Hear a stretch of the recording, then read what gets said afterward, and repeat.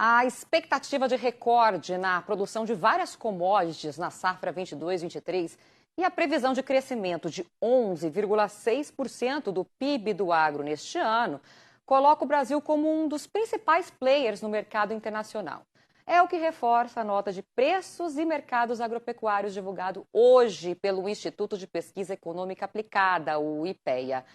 O estudo também aponta para um movimento de queda nos preços domésticos e internacionais de alguns dos principais produtos, como soja, milho e trigo, no primeiro trimestre deste ano. E sobre esse assunto, então, nós vamos conversar agora com o José Ronaldo Souza Júnior, ele que é coordenador de crescimento e desenvolvimento econômico no IPEA. José, seja muito bem-vindo. Olha, eu já começo te perguntando sobre a soja, né? A gente viu que no primeiro trimestre os preços voltaram a ser negociados nos menores níveis, nos níveis mais baixos desde 2020. O que se explica esse cenário aí, mesmo tendo a possibilidade de quebra de safra ali na Argentina, por exemplo? Boa noite para você.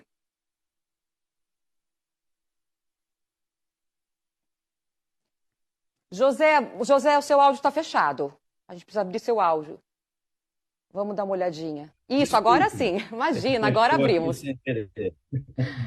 Boa noite para você, José. Boa noite a todos. Boa noite, desculpa aí a falha.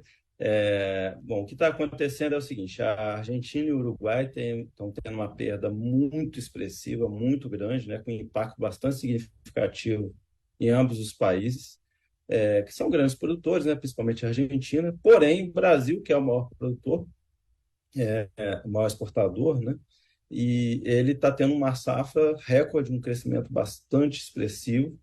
Há boas perspectivas também para os Estados Unidos, então, com isso, apesar dessa queda na Argentina e Uruguai, a gente tem essa compensação Brasil e Estados Unidos, tá? Que são os maiores produtores mundiais.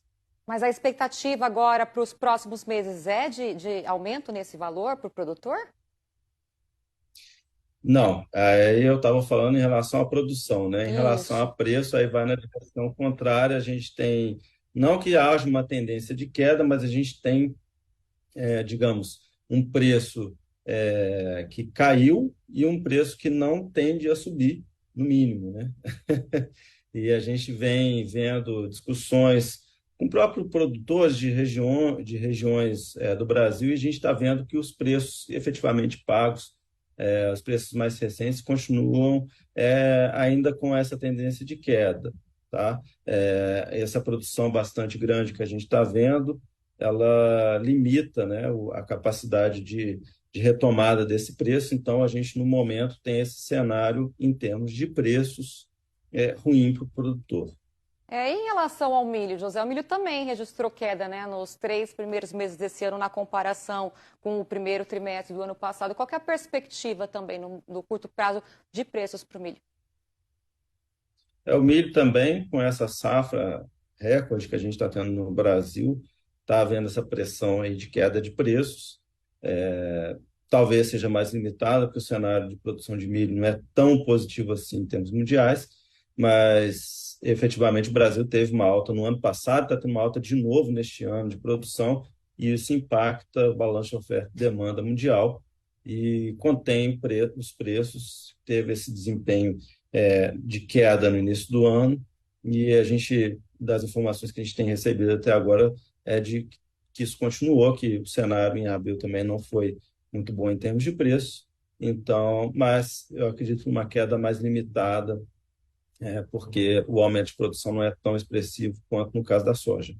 Importante a gente dar também uma pincelada na carne bovina, né? A carne bovina, de acordo com o relatório, mostra uma valorização aí a curto prazo. Como é que está o cenário da carne bovina, José?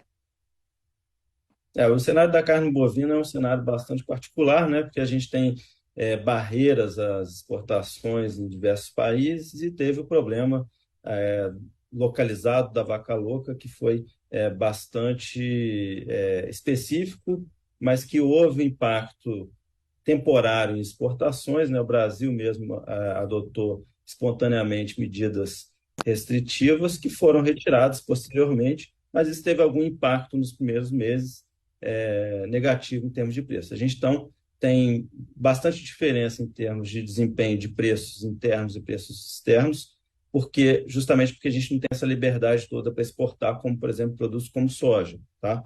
E aí, com essa melhora do cenário de exportação, tendo em conta o fim dessas restrições, há uma tendência de melhora de preços, de aumento de exportação e melhora de preço.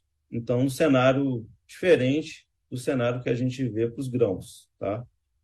Perfeito. É a questão da demanda, né? Aumento de demanda ali na Ásia. Olha, antes da gente encerrar rapidamente, José, eu queria saber de você que outra expectativa aí, né, que vocês apresentaram no relatório de hoje, que é sobre a recuperação da produtividade de café nesse ano, mesmo sendo uma safra de bienalidade negativa, né? Como é que deve ficar o mercado em relação a esse cenário do café? Isso é bastante interessante, porque a gente teve um cenário para o café no ano passado que seria, normalmente, um cenário de bianualidade positiva, foi negativo por conta das geadas que tinham ocorrido antes, tá? E isso atrapalhou a colheita do café no ano passado. E neste ano, que seria um ano de bianualidade negativa, a gente tem a recuperação dessas plantas e um aumento esperado para a produção significativo. Então, contrariando o que seria usual, normal, por conta da bianualidade. Obrigada, José, pelas informações. Ótima noite para você e por trazer essas perspectivas aí dessas commodities tão importantes para o Brasil. Obrigada, viu? Boa noite.